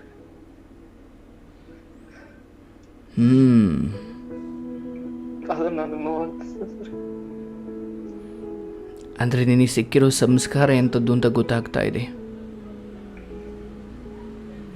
ಒಳ್ಳೆಯದಾಗಲಿ, ಭಗವಂತ ಒಳ್ಳೆ ಬುದ್ಧಿ ಕೊಡಲಿ. ಬಟ್ ಒಂದು ಮಾತು ಕಡೆಯಲ್ಲಿ ಹೇಳ್ತೀನಿ, ಕೇಳಿಸ್ಕೊ. ನೀನು ಮಾಡಿರೋ ಒಂದೊಂದು ಕೆಲಸ ಇದೆಯಲ್ಲ, ನೀನು ಯಾವತ್ತೂ ಯೋಗ್ಯ ಅನ್ನಿಸ್ಕೊಳ್ಳಿಕ್ಕೆ ಸಾಧ್ಯನೇ ಇಲ್ಲ. ಆ್ಯಂಡ್ ನೀನು ಆಗಲೇ ಒಂದು ಹಂತದ ಅಧರ್ಮಕ್ಕೆ ಕೈ ಹಾಕ್ಬಿಟ್ಟಿದೀಯ. ಆ್ಯಂಡ್ ಆ ತಾಳಿಗೆ 2 ತಾಳಿ ಕಟ್ಸ್ಕೊಳ್ಳೋ ಅದೊಂದು ಕೆಟ್ಟ ವಿಚಾರ ಇದೆಯಲ್ಲ, ಆ ಹೆಣ್ಮಗಳಿಗೂ ಅದು ಇವತ್ತಲ್ಲ ನಾಳೆ ಅದು ಆಕೆಯನ್ನು ತಿಂದಾಕುತ್ತೆ. ನಾನು ಆಶಿಸ್ತೀನಿ ನಿಮ್ಮ ಥರ ಮಕ್ಕಳುಗಳು ಯಾರಿಗೂ ಹುಟ್ಟೋದು ಬೇಡ. ಹುಟ್ಟಿದ್ರು ನಿಮ್ಮ ಥರ ಯೋಚನೆ ಮಾಡೋದು ಬೇಡ. ಸರ್ ನನ್ನ ತಪ್ಪಿಂದ ಅರಿವಾಗಿದೆ ಸರ್ ನನಗೆ ಇವಾಗ. ಎಂಥ ಬದುಕ್ರಿ, ಹೀನ ಬದುಕ್ರಿ ನಿಮ್ಮದು. ಏನು ಕಾಂಪಿಟೇಟಿವ್ ಓದಿ ಏನು ಪಡ್ಕೊಂಡು ಏನು ಪ್ರಯೋಜನ ನಿಮ್ಮಂಥವರಿಂದ? ತಾಳಿ ಕಟ್ಟು ಹಂತಕ್ಕೆ ನೀವೊಬ್ಬರು ಹೋಗ್ತೀರಾ ಅಂದರೆ ಸರಿನಪ್ಪ, ಆಯಿತು, ಅದು ನಿಮ್ಮ ಬದುಕು ಅಂದ್ಕೊಳ್ಳೋಣ. ಆದರೆ ನೀವು ಆ ಪರಿಸ್ಥಿತಿಯನ್ನು ಬಳಸ್ಕೊಂಡಿರೋದಿದೆಯಲ್ಲ, ಕಾಲ ನಿಮ್ಮನ್ನು ಕ್ಷಮಿಸಲ್ಲ. ನಾನು ಬೇಡ ಬೇಡ ಅಂದ್ರು ಸರ್ ಅವಾಗ ಕೇಳಿಲ್ಲ ಸರ್ ನನಗೆ. ಇದ್ಯಾವುದಪ್ಪ ಇದು? ನೀನು ಬೇಡ ಬೇಡ ಅಂದರೂ ಬಲವಂತವಾಗಿ. ಸರಿನಪ್ಪ, ನಾನೀಗ ಒಂದು ತೊಟ್ಟು ವಿಷ ಕೊಡ್ತೀನಿ, ವಿಷ ಅಂತ ಹೇಳ್ಬಿಟ್ಟು ಕೊಡ್ತೀನಪ್ಪ. ಸೋನು ಅನ್ನೋ ಕಾರಣಕ್ಕೆ ವಿಷ ಕೊಡ್ಲಿಕ್ಕೆ ತಯಾರಿದೆಯಾ? ನಿನ್ನ ಜೀವದ ಬಗ್ಗೆ ನಿನಗೆ ಪ್ರಜ್ಞೆ ಇಲ್ವಾ? ತಪ್ಪಾಗಿದೆ ಸರ್, ಆಗಬಾರ್ದಿತ್ತು ಅಂತ. ಸರಿ, ಆಯಿತು, ಭಗವಂತ ನಿನ್ನನ್ನು ಕ್ಷಮಿಸಲಿ, ಹಾಗೂ ಕ್ಷಮಿಸ್ತಾನೆ ಅಂತ ನಾನು ಭಾವಿಸ್ತೀನಿ. ಆದರೆ ಒಂದಂತೂ ಸತ್ಯ, ಒಂದು ಹೆಣ್ಣು ಎರಡು ತಾಳಿ ಗಂಡ ಸತ್ತಾಗ ಓಕೆ, ಅದು ಶಾಸ್ತ್ರದಲ್ಲಿ ಬೇರೆಯೇ ಇದೆ, ಬಟ್ ಆದರೆ ಅದು ಒಳ್ಳೆಯದಲ್ಲ. ಇರಲಿ, ಇನ್ನು ಮುಂದಾದರೂ ತಿದ್ದುಕೊಳ್ಳಿ. ನಿಮ್ಮ ತಾಯಿ ಪಾದ ಮುಟ್ಟಿ ಆಕೆಯನ್ನು ಕ್ಷಮೆ ಕೇಳಿ, ಇರೋದೆಲ್ಲವನ್ನು ಆಕೆಯ ಮುಂದೆ ಕಕ್ಕಿ. ಆ ತಾಯಿ ಕ್ಷಮಿಸಿದ್ರೆ ದೇವರು ಕ್ಷಮಿಸ್ದಂಗೆ ಅಂತ ನಾನು ಭಾವಿಸ್ತೀನಿ. ಬಟ್ ಆ ಹುಡುಗಿಗೆ ಅಥವಾ ನೀವಿಬ್ಬರೂ ಸೇರಿ ಆ ಹುಡುಗನ ಬದುಕು ಹಾಳು ಮಾಡ್ತೀರಾ, ಅದಾಗದಂಗಿರಲಿ. ಆ್ಯಂಡ್ ಬಹುಶಃ ನಿಮ್ಮ ಬದುಕನ್ನು ಹೆಚ್ಚು ಕಡಿಮೆ ನೀವು ಇನ್ನು ಮುಂದೆ ಎಷ್ಟೇ ಶ್ರೀಮಂತರಾದರೂ ಕೂಡ ಈ ಪಾಪ ಪ್ರಜ್ಞೆ ನಿಮ್ಮನ್ನು ನಿಮ್ಮ ಆತ್ಮಕ್ಕೆ ಕೊಟ್ಟಿರೋ ಅಥವಾ ನಿಮ್ಮ ಆತ್ಮವನ್ನು ಅದು ಸುಮ್ಮನೆ ಬಿಡಲ್ಲ. ಅದ್ರ ಪಾಡಿಗೆ ಅದ್ರ ಕೆಲಸ ಮಾಡುತ್ತೆ. ಇರಲಿ, ನಾನು ಹೇಳೋದಿಷ್ಟೇ, ಇನ್ನು ಮುಂದಾದರೂ ತಿದ್ದುಕೊಳ್ಳಿ. ಆಗಿರೋದನ್ನು ಕೆಲವೊಂದನ್ನು ಸರಿ ಮಾಡ್ಬೋದು, ಕೆಲವೊಂದನ್ನು ಸರಿ ಮಾಡಲಿಕ್ಕೆ ಆಗೋದಿಲ್ಲ. ಬಟ್ ಯಾವುದನ್ನು ಸರಿ ಮಾಡಲಿಕ್ಕೆ ಆಗೋದಿಲ್ವೋ ಅಂಥದ್ದನ್ನು ನೀವು ಮಾಡ್ಕೊಂಡಿದ್ದೀರಾ. ಕೆಲವೊಂದನ್ನು ಗಂಗಾ ಮಾತೆಯ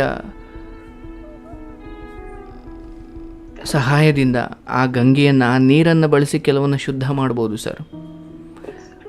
ಆದರೆ ಕೆಲವೊಂದು ಕಲೆಗಳಿರ್ತವೆ, ಅವು ದೇಹಕ್ಕೆ ಸಂಬಂಧಿಸಿದ್ದಲ್ಲ, ಒಳಗಡೆ ಆತ್ಮಕ್ಕೆ ಸಂಬಂಧಿಸಿದ್ದು. ಅದನ್ನು ತೊಳೆಯೋಕ್ಕಾಗಲ್ಲ. ಆ್ಯಂಡ್ ಒಂದು ತಾಯಿಯನ್ನು ಮನೇಲಿಟ್ಟುಕೊಂಡು ಆ್ಯಂಡ್ ಆ ಹುಡುಗಿ ತಂದೆ ತಾಯಿಯು ಜೀವಂತವಾಗಿದ್ದುವಾಗಲೇ ನಿಮಗೆ ನೀವು ತಾಳಿ ಕಟ್ಕೊಳ್ಳೋ ಹಂತಕ್ಕೆ ಹೋಗ್ತೀರಾ ಅಂದರೆ ನೀವೆಷ್ಟು ಮುಂದುವರೆದಿದ್ರಿ ಅನ್ನೋದು ಇಲ್ಲಿ ಗೊತ್ತಾಗ್ತಾ ಇದೆ. ಆ್ಯಂಡ್ ಇವತ್ತು ನಿಮ್ಮ ಈ ಕಣ್ಣೀರಿದೆಯಲ್ಲ, ಇದು ಯಾರೋ ಕೊಟ್ಟ ಶಾಪ ಅಲ್ಲ, ನಿಮಗೆ ನೀವು ಮಾಡಿಕೊಂಡಿರೋ ಕೆಲವು ಎಡವಟ್ಟು ನಿರ್ಧಾರಗಳು. ಇರಲಿ, ಅದಾಗಿಯೂ ಕೂಡ ನಾನು ಭಗವಂತನಲ್ಲಿ ಪ್ರಾರ್ಥನೆ ಮಾಡ್ತೀನಿ. ಹಾಗೂ ನಾನಿಲ್ಲಿ ಬಂದಿರೋದು ತಪ್ಪನ್ನು ತಿದ್ದಿ ಮುಂದೆ ಕಳಿಸೋದಕ್ಕೆ. ನಿಮ್ಮ ತಪ್ಪಿಗೆ ನಾನು ಯಾಕೆ ಕೆಲವೊಮ್ಮೆ ಶಪಿಸಿದೆ ಅಂದರೆ ಅದು ಇನ್ನೊಬ್ಬ ಯಾವುದೋ ಹುಡುಗನನ್ನ ಬದುಕನ್ನು ಹಾಳು ಮಾಡ್ತದು. ಆ್ಯಂಡ್ ಬಹುಶಃ ಆಕೆ ಆ ಹುಡುಗನ ಜೊತೆ ನಾಟಕ ಮಾಡ್ಕೊಂಡು ಬದುಕ್ತಾ ಇದ್ದಾಳೆ, ನಿಜ ಅಲ್ವಾ? ಎಂಥ ಮೋಸ ಇದು. ಇರಲಿ, ಮುಂದೆ ನಿನ್ನದೇ ಕುಟುಂಬದಲ್ಲಿ ಅಥವಾ ನಿನ್ನದೇ ಬದುಕಲ್ಲಿ ಅಂತಹ ನಾಟಕ ಆಡೋ ಒಂದು ಜೀವವನ್ನೇ ನೀನು ಪಡ್ಕೊಳ್ತೀಯ. ಮುಂದೆ ನೀನು ಇನ್ನೊಬ್ಬರಿಗೆ ಮೋಸ ಮಾಡಿದೀಯ ಅನ್ನೋದಾದರೆ ಅದು ನಿನಗೆ ತಟ್ಟುತ್ತೆ. ಇದು ಸತ್ಯ, ಅದು ನೀನು ಅನುಭವಿಸಲೇಬೇಕು. ಅದು ನಿನ್ನ ಮಕ್ಕಳಾದರೂ ಸರಿ, ಯಾರಾದರೂ ಸರಿ. ಕರ್ಮ ಸಿದ್ಧಾಂತ ಸುಮ್ಮನೆ ಬಿಡೋದಿಲ್ಲ. ಯಾಕಂದರೆ ಇವತ್ತು ಆಕೆ ಆತನ ಜೊತೆ ದೈಹಿಕವಾಗಿದ್ದಾಳೆ, ಅದೊಂದು ನಾಟಕದ ಜೀವನ. ಬಟ್ ಈಗಲೂ ನಿನ್ನ ಪಾಪವನ್ನು ಕಳ್ಕೊಳ್ಳೋದಕ್ಕೆ ಒಂದೇ ದಾರಿ, ನಿನ್ನ ತಾಯಿಯ ಪಾದ ಮುಟ್ಟಿ ನೀನು ಆಕೆಗೆ ಎಲ್ಲವನ್ನ ಹೇಳಿ, ನೀನು ಗೋರ್ಮೆಂಟ್ ಕೆಲಸ ಅದು ಇದು ಎಲ್ಲ ಭ್ರಮೆಗಳನ್ನ ಬಿಟ್ಟು ನಿನ್ನ ತಾಯಿ ಹೇಳ್ದಂಗೆ ನೀನು ಕೇಳ್ಕೊಂಡು ಬದುಕು. ಇದೆಲ್ಲ ಸಂಬಂಧಗಳನ್ನ ಬಿಟ್ಟುಬಿಡು. ಫೋನೆಲ್ಲ ಆಕೆಯಿಂದ ಅಂತಿಮವಾಗಿ ಒಂದು ಅಂತ್ಯ ಮಾಡ್ಕೊ. ಇದೆಲ್ಲವನ್ನು ಮಾಡ್ಕೊಂಡು ನಿನ್ನ ತಾಯಿಗೆ ನೀನು, ಹೌದಪ್ಪ, ನಿನ್ನ ತಾಯಿ ಕಣ್ಣೀರು ಹಾಕ್ತಾರೆ, ಒಂದು ದಿವಸ ಅವ್ರ ತಲೆ ಬಾಗಿಸ್ತಾರೆ ಇಂಥವ್ರನ್ನು ಎತ್ತಿರೋ ತಪ್ಪಿಗೆ. ಬಟ್ ಅದಾಗಿಯೂ ಅವ್ರು ನಿಮ್ಮನ್ನು ಕ್ಷಮಿಸ್ದೆ ಅಂತ ಹೇಳಿದ್ರೆ ನಿನ್ನ ಬದುಕು ಆಗುತ್ತೆ. ಇದು ಯಾವುದೋ ಪುರಾಣವೂ ಅಲ್ಲ, ಇದು ಯಾವುದೋ ಮೌಢ್ಯವೂ ಅಲ್ಲ. ಅದು ಇದಕ್ಕೆ ನೀನೇ ಸಾಕ್ಷಿನಪ್ಪ. ನೀನು ಮಾಡ್ಕೊಂಡಿರೋದು ಇವತ್ತು ನಿನ್ನ ಕಣ್ಣೀರು ಹಾಕ್ಸ್ತಿದೆ. ಎಷ್ಟು ಸತ್ಯ ಅಲ್ವ ಇದೆಲ್ಲ? ಒಬ್ಬ ಸೋನುವಾಗಿ ನಾನು ಶಪಿಸ್ತಾ ಇಲ್ಲ, ನಾನು ಹೇಳ್ತಾ ಇದ್ದೀನಿ, ಯಾವ ಕರ್ಮ ಮಾಡಿದ್ದಾರೆ ಅದು ಒಳ್ಳೆಯದೋ ಕೆಟ್ಟದ್ದೋ ಅದಕ್ಕೆ ತಕ್ಕ ಹಾಗೆ ಸಿಗುತ್ತೆ. ಅದು ನಾನು ಹೇಳಿದೆ ಅಂತ ಅಲ್ಲ, ನೀನು ಮಾಡಿದೀಯಾ ಅನ್ನೋ ಸತ್ಯದ ಆಧಾರದ ಮೇಲೆ ಇನ್ನು ಮುಂದಾದರೂ ಏನು ಕೆಲಸ ಸಿಗುತ್ತೋ ಅದನ್ನು ಮಾಡು. ಈ ಸಂಬಂಧವನ್ನು ಬಿಟ್ಟುಬಿಡು. ಫೋನು, ಈ ಸೋಷಿಯಲ್ ಮೀಡಿಯಾ ಅವರು ನಿಮ್ಮನ್ನು ಮುಂದೆ ಬಂದು ಕೇಳಿದ್ರೂ ಕೂಡ ನೀನು ಯಾವುದಕ್ಕೂ ತಲೆ ಕೆಡಿಸ್ಕೊಳ್ಬೇಡ. ಆ್ಯಂಡ್ ನೀನು ಯಾವುದಕ್ಕೂ ಉತ್ತರ ಕೊಡೋದು ಬೇಡ. ಆ್ಯಂಡ್ ನಿನ್ನದು ಯಾವುದೋ ದೂರ ಆಗಿದೆ ಅಂತ ನೀನು ಯೋಚನೆ ಮಾಡ್ತೀರ, ಅದು ವಾಸ್ತವವಾಗಿ ನಿನಗೆ ಸಂಬಂಧಪಟ್ಟಿದ್ದಲ್ಲ. ಆ್ಯಂಡ್ ಈ ಸತ್ಯವನ್ನು ಅರ್ಥ ಮಾಡ್ಕೊ. ಆ್ಯಂಡ್ ಈಗ ನೀನು ಸ್ವಲ್ಪ ಯಾವುದೇ ರೀತಿಯಲ್ಲಿ ಮುಂದುವರೆದ್ರೂ ಕೂಡ ಆಕೆ ಬದುಕು, ನಿಮ್ಮ ಬದುಕು ಇಬ್ಬರದು ಹಾಳಾಗುತ್ತೆ. ಇಲ್ಲ ಸರ್, ಅವಳು ಆತನನ್ನು ಬಿಟ್ಟು ಬಂದರೂ ನಾನು ಬದುಕ್ತೀನಿ ಅಂತ ನೀನು ಅಷ್ಟು ಮೊಂಡು ಧೈರ್ಯ ಮಾಡಿದ್ರೆ, ನನ್ನ ದೃಷ್ಟಿಯಲ್ಲಿ ಅಥವಾ ನಾನೇ ಹಾರೈಸ್ತೀನಿ, ಅದು ನೆಮ್ಮದಿಯಾಗಿರಲಿಕ್ಕೆ ಈ ಸಮಾಜ ಬಿಡೋದಿಲ್ಲ. ಯಾಕಂದರೆ ನೀನು ಬಲಶಾಲಿ ಇರ್ಬೋದಪ್ಪ, ಆದರೆ ಈ ಪ್ರಕೃತಿ ಮುಂದೆ ನಿನ್ನ ಆಟ ನಡೆಯಲ್ಲ. ಆ್ಯಂಡ್ ನಾನು ತುಂಬ ಉದಾಹರಣೆಗಳನ್ನ ಕೊಡೋದು ಬೇಕಿಲ್ಲ, ನಿನ್ನ ಕಣ್ಣೀರೇ ಇವತ್ತೆಲ್ಲವನ್ನ ಹೇಳ್ತಾ ಇದೆ. ಆ 3 ಗಂಟೆಗೆ ಶಕ್ತಿ ಇಲ್ಲ ಅಂತ ನೀವು ಭಾವಿಸಿರೋದಾದರೆ, ಅಥವಾ ಇನ್ಯಾರ್ದೋ ಪುಢಾರಿಗಳ ಮಾತು ಕೇಳಿಕೊಂಡು ಆ 3 ಗಂಟೆಗಳನ್ನ ನೀವು ಆಟದ ಬೊಂಬೆ ಥರ ಮಾಡ್ಕೊಂಡಿದ್ದೀರಾ ಅನ್ನೋದಾದರೆ ಅನುಭವಿಸ್ತೀರಾ. ನಿಮ್ಮ ತಾಯಿ ಕೇಳು, ಆ ಕೊರಳಿರೋ ತಾಳಿ ಪ್ರಭಾವ ಏನು ಅಥವಾ ಅದರ ಶಕ್ತಿ ಏನು ಅಂತ ನಿನ್ನ ತಾಳಿ ಕೇಳು. ಆ್ಯಂಡ್ ಒಂದು ಹೆಣ್ಣು ತಾಳಿ ಇಲ್ಲದೇನೆ, ಗಂಡ ಇದ್ದು ತಾಳಿ ಇಲ್ಲದೇನೆ ಆಚೆ ಬಂದರೆ, ಅಥವಾ ಗಂಡ ಸತ್ತ ಮೇಲೆ ತಾಳಿ ಇಲ್ಲದೇನೆ ಆಚೆ ಬಂದರೆ ಒಂದು ಹೆಣ್ಣು ಅನುಭವಿಸೋ ಶಿಕ್ಷೆ ಎಂಥದ್ದು ಅಂತ ಕೇಳು ನಿನ್ನ ತಾಯಿನ. ಇರಲಿ, ನಿನ್ನ ಬಾಯಿಯಿಂದ ತಪ್ಪಾಯಿತು ಅಂತ ಪದ ಬಂದಿರೋದ್ರಿಂದ, ಅಥವಾ ಆ ಶರಣಾಗತಿಗೆ ನೀನು ಶರಣಾಗಿರೋದ್ರಿಂದ ನಾನೇನೂ ಅಲ್ಲಪ್ಪ, ನಾನು ಭಗವಂತನ ಆತನ ಪ್ರತಿನಿಧಿ. ಆದರೆ ಏನೋ ಹೇಳಬೇಕು, ನಾನು ಹೇಳ್ತಾ ಇದ್ದೀನಿ.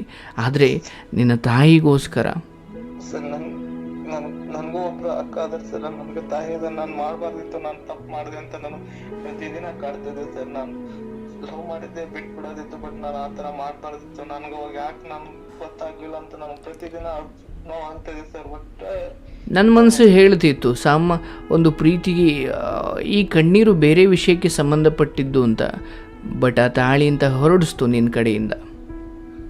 ಬಟ್ ನನಗದು ಗೊತ್ತಿರಲಿಲ್ಲ. ಸಹಜವಾಗಿ ನಾನು ಮಾತಾಡಬೇಕಾದ್ರೆ ಆ ಕಣ್ಣೀರು ಬಂದಾಗ ನನಗೆ ಸಡನ್ನಾಗಿ ವಿಷಯ ಅರಿವಾಯಿತು, ಇಲ್ಲೇನೋ ಬೇರೆ ಇದೆ ಅಂತ. ಬಟ್ ಅದು ನನಗೆ ತಿಳಿಸೋದಿಕ್ಕಿತ್ತು, ತಿಳಿಸ್ದೆ ನೀನು. ಇರಲಿ, ನಾನು ಈಗ ಹೇಳೋದಿಷ್ಟೇ, ದುಃಖ ಪಡಬೇಡ. ಹೌದು, ನೀನು ಮಾಡಿದ್ದೆ. ಆ್ಯಂಡು ಈಗ ನೀನು ಮಾಡಿರೋ ತಪ್ಪನ್ನು ನೀನು ಅರ್ಥ ಮಾಡ್ಕೊಂಡಿದೀಯ. ದೊಡ್ಡವರು ಹೇಳ್ತಾರೆ, ಮಾಡಿದ ತಪ್ಪನ್ನು ನೆನಪು ಮಾಡಿಕೊಂಡು ಒಂದ್ಸರಿ ಕಣ್ಣೀರು ಹಾಕಿ ನಾನು ತಪ್ಪಾಯಿತು ಅಂತ ನಿನ್ನ ಧ್ವನಿಯಲ್ಲಿ ಅಥವಾ ನಿನ್ನ ಬಾಯಿಂದ ನೀನೊಂದು ಶಬ್ದವನ್ನು ಹೊರಗಡೆ ಹಾಕು, ಹೌದು ನಂದು ತಪ್ಪಾಯಿತು, ಕ್ಷಮಿಸಿ ದೇವ್ರೆ ಅಂತ ಆ ಅಂದುಕೊಳ್ಳೋದಿದೆಯಲ್ಲ. ಥರ್ಡ್ ಸಲ ಕೇಳಿನ ಸರ್, ಇವಾಗ ನಾನು ಭಾಳ ದೊಡ್ಡ ತಪ್ಪು ಮಾಡ್ದೆ, ನಾನು ತಿಳಿದು ಭಾಳ ದೊಡ್ಡ ತಪ್ಪು ಮಾಡಿಬಿಟ್ಟ, ನನಗೆ ಶಿಕ್ಷೆ ಕೊಡೋ ಕೇಳ್ಕೊಂಡಿನಿ ಸರ್ ದೇವ್ರಿಗೆ. ಶಿಕ್ಷೆ ಈಗ ಆಲ್ರೆಡಿ ನೀನು ಅನುಭವಿಸ್ತಾ ಇದೀಯ, ಇದಕ್ಕಿಂತ ದೊಡ್ಡ ಶಿಕ್ಷೆ ಇಲ್ಲ. ನಿಮಗೆ ಗೊತ್ತಾ, ಸಾವು ಅಥವಾ ಸಾವಿಗಿಂತ ಈಗ ನೀನು ಅನುಭವಿಸ್ತಾ ಇರೋದಿದೆಯಲ್ಲ, ಇದು ಅದು ಎಲ್ಲದಕ್ಕಿಂತ ದೊಡ್ಡ ಶಿಕ್ಷೆ. ಆ್ಯಂಡ್ ನಿಜ ಹೇಳಬೇಕಂದ್ರೆ ಸ್ವರ್ಗ ನರಕ ಇಲ್ಲ. ಈಗ ನೀನೇನು ಮಾಡ್ತಾ ಇದೆಯಲ್ವಾ, ಅಥವಾ ನೀನೀಗ ಯಾವ ಪರಿಸ್ಥಿತಿಯಲ್ಲಿ ಇದೆಯಲ್ವಾ, ಅದೇ ನರಕ.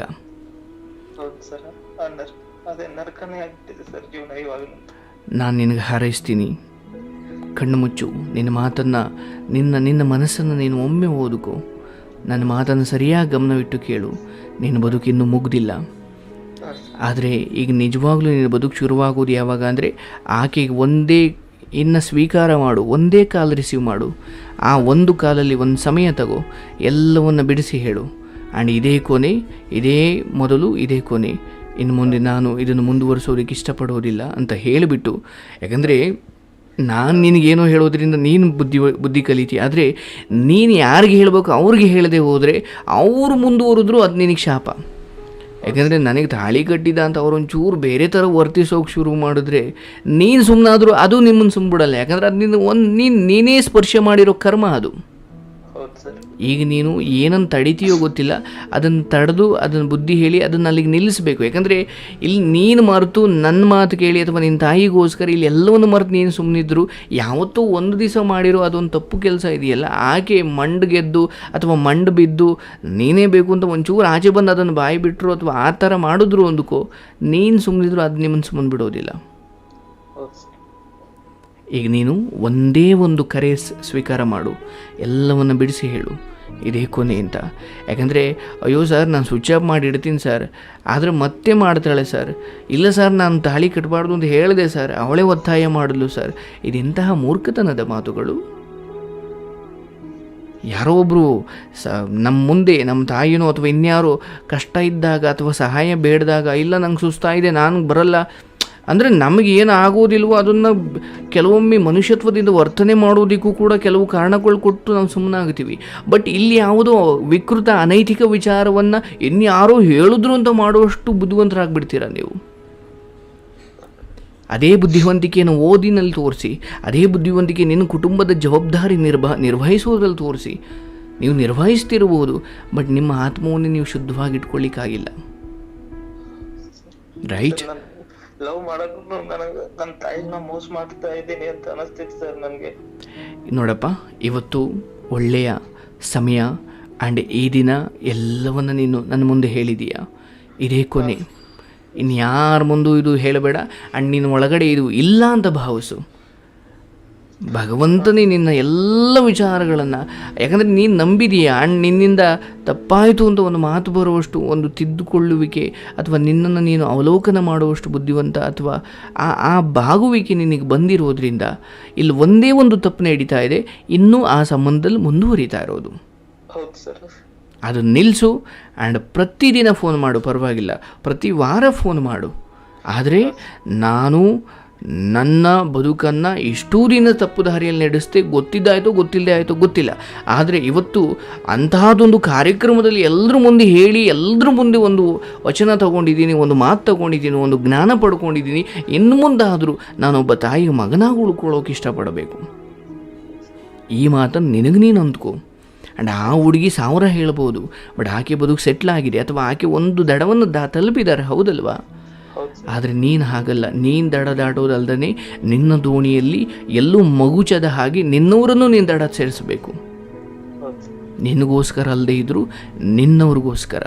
ಕೆಲವೊಮ್ಮೆ ನಿನ್ನ ಕೆಲವು ವಿಕೃತ ಆಸೆಗಳನ್ನು ಅಥವಾ ಕೆಲವು ನಿನ್ನ ಬೇಡದ ಆಸೆಗಳನ್ನು ತ್ಯಾಗ ಮಾಡಲೇಬೇಕು. ಸರ್ ನನ್ಗೆ ಇವಾಗ ಏನು ಆಸೆ ಇಲ್ಲ ಸರ್, ಒಂದು ಜಾಬ್ ಮಾಡ್ಕೋಬೇಕು. ನಮ್ಮ ತಾಯಿ ನಮ್ಮ ತಂದೆ ತೀರ್ಕೊಂಡ್ ಬಳಿಕ ನಮ್ಮ ತಾಯಿ ನಾನು ಬಹಳ ಕಷ್ಟಪಟ್ಟು ಬಹಳ ಸುಖದಿಂದ ಬೆಳೆಸಿದಾಳೆ ಸರ್. ಕಷ್ಟ ಅನ್ನೋದೇ ನನಗೆ ಗೊತ್ತು ಮಾಡಿಲ್ಲ. ಅವಳಿಗೆ ತಲೆ ತಗ್ಗಿಸ್ಲಾರ ನಾನು ಒಂದ್ ಹೂವಿನ ತರ ಜೋಪಾನ ಮಾಡಿ ಕಾಪಾಡ್ಕೊಂಡು ಹೋಗ್ಬೇಕಂತ ಬಹಳ ಆಸೆ ಇದೆ ಸರ್ ನನಗೆ. ನೋಡಪ್ಪ, ನಾನು ಹೇಳೋದು ನಿನಗೆ ವಯಸ್ಸೆಷ್ಟೋ ಗೊತ್ತಿಲ್ಲ, ಆದರೆ ನೀನು ಗೌರ್ಮೆಂಟ್ ಜಾಬ್ ಅಂತ ಗೌರ್ಮೆಂಟ್ ಜಾಬ್ ಅಂತ ನಾನು ತಗೊಳ್ತೀನಿ ಅನ್ನೋ ಅಷ್ಟು ಬಲವಾದ ನಂಬಿಕೆ ಇದ್ದರೆ ನೀನು ಪ್ರಯತ್ನ ಮಾಡಪ್ಪ. ಬಟ್ ಅದನ್ನು ಬಿಟ್ಟು ಗಾಳೀಲಿ ಗುಂಡೋಡ್ದಂಗೆ ನಾನು ಮಾಡ್ತಾಯಿದ್ದೀನಿ ಅನ್ನೋ ಥರ ಸುಮ್ಮನೆ ಮಾಡೋದಲ್ಲ. ನನಗೂ ಯಾವತ್ತೋ ಒಂದು ದಿವಸ ಆಸೆ ಇತ್ತು ನಾನೊಬ್ಬ ದೊಡ್ಡ ಸಿಂಗರ್ ಆಗಬೇಕು ಅಂತ. ಬಟ್ ಕಾಲಕ್ರಮೇಣ ಭಗವಂತ ನನಗೊಂದು ಶಕ್ತಿ ಕೊಟ್ಟ. ನನ್ನ ಸಾಮರ್ಥ್ಯ ಏನು ಅಂತ ನಾನು ಅರ್ಥ ಮಾಡ್ಕೊಳ್ಳಿಕ್ಕೆ ಒಂದು ಕಷ್ಟ ಬಂತು. ಅವಾಗ ನನಗೆ ಅರ್ಥ ಆಯಿತು. ಯಾವುದು ನಮ್ಮದಲ್ಲವೋ ಅದಕ್ಕೆ ಪ್ರಯತ್ನ ಪಡೋದು ಅತ್ಯಂತ ಮೂರ್ಖತನದ ಕೆಲಸ. ಯಾವುದು ನಮ್ಮದಲ್ಲ ಅದು ನಮಗೆ ಆದಷ್ಟು ಬೇಗ ಗೊತ್ತಾಗಬೇಕು. ಯಾಕಂದರೆ ನಮ್ಮದಲ್ಲದ ವಿಚಾರಕ್ಕೆ ಪ್ರಯತ್ನ ಪಡೋದು ಅಥವಾ ಆಸೆ ಪಡೋದು ಯಾವತ್ತೂ ಒಳ್ಳೆಯದಲ್ಲ, ಹೌದಲ್ವಾ? ಈಗ ನೀನೊಬ್ಬ ಕ್ರಿಕೆಟ್ ಆಟವನ್ನು ಟಿ ವಿಯಲ್ಲಿ ಕೂತ್ಕೊಂಡು ಎಷ್ಟು ಚೆನ್ನಾಗಿ ಆಡ್ತಾನೆ ಅಂತ ಟಿ ವಿಯಲ್ಲಿ ಕೂತ್ಕೊಂಡು ಅಥವಾ ಮುಂದ್ಗಡೆ ಕೂತ್ಕೊಂಡು ನೋಡ್ಬೋದಷ್ಟೇ.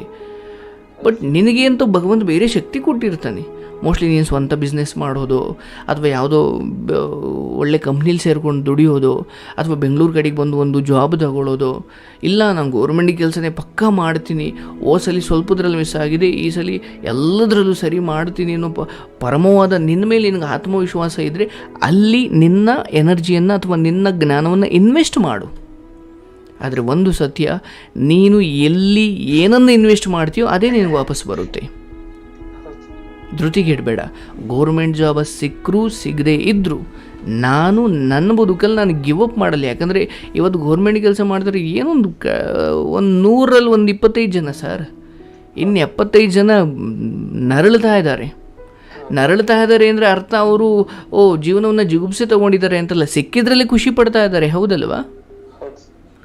ಇಲ್ಲ ನನಗೆ ಅದೇ ಬೇಕು, ಅದಾದರೆ ಮದುವೆ ಆಗ್ತೀನಿ, ಅದಾದರೆ ನನ್ನ ತಾಯಿ ಸಂತೋಷವಾಗಿರೋದು. ಇಲ್ಲ, ನಿನ್ನ ತಾಯಿಗೆ ನೀನೊಬ್ಬ ಮಗನಾಗಿ ಶುದ್ಧವಾಗಿದ್ದರೆ ಸಾಕು. ಅವ್ರು ತಲೆ ತಗ್ಸೋ ಕೆಲಸ ಮಾಡದೇ ಇದ್ದರೆ ಸಾಕು.